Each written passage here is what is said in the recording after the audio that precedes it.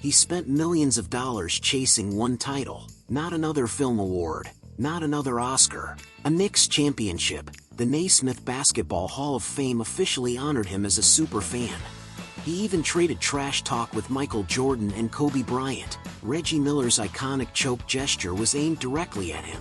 If you watch Knicks games regularly, you've definitely seen the man sitting courtside in orange and blue, wearing oversized glasses and a wild beard.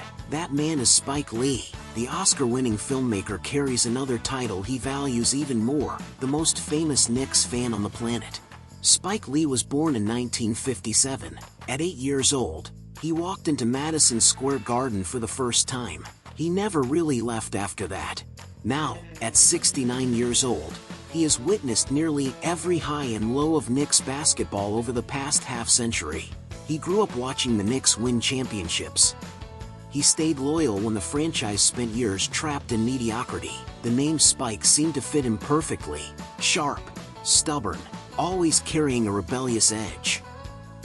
But Spike was never just a fan. He became one of the greatest trash talkers in NBA history.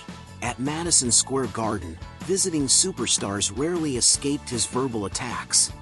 Whenever the Chicago Bulls came to town, Jordan and Spike would inevitably exchange words from opposite sides of the court. One of the most famous moments came in 1995. After dropping 55 points at Madison Square Garden, Jordan turned towards Spike and told him to sit down. Years later, Spike still recalled the moment with pride and laughter. His relationship with Kobe ran even deeper.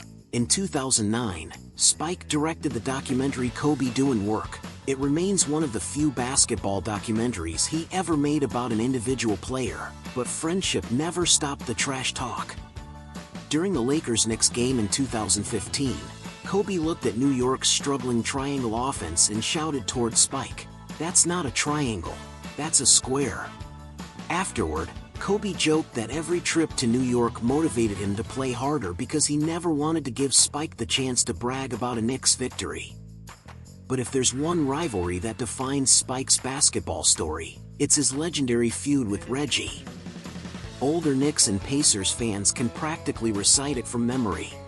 Game 5 of the 1994 Eastern Conference Finals, Indiana trailed by 12 points entering the fourth quarter.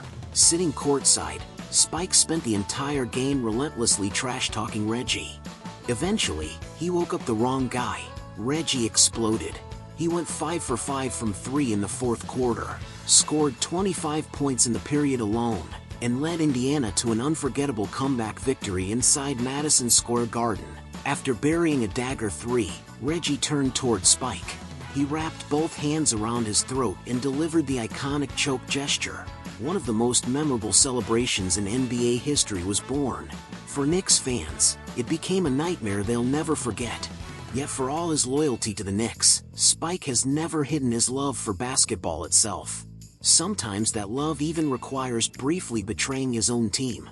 In December 2021, Steph knocked down his 2,974th three-pointer at Madison Square Garden. He passed Ray Allen and became the NBA's all-time three-point king. As Curry stood on the court soaking in the moment, one fan dropped to his knees near the baseline, holding up a phone. He pointed it toward Curry's back and captured the historic scene. The image quickly went viral. That fan was Spike, the most famous Knicks fan on the planet.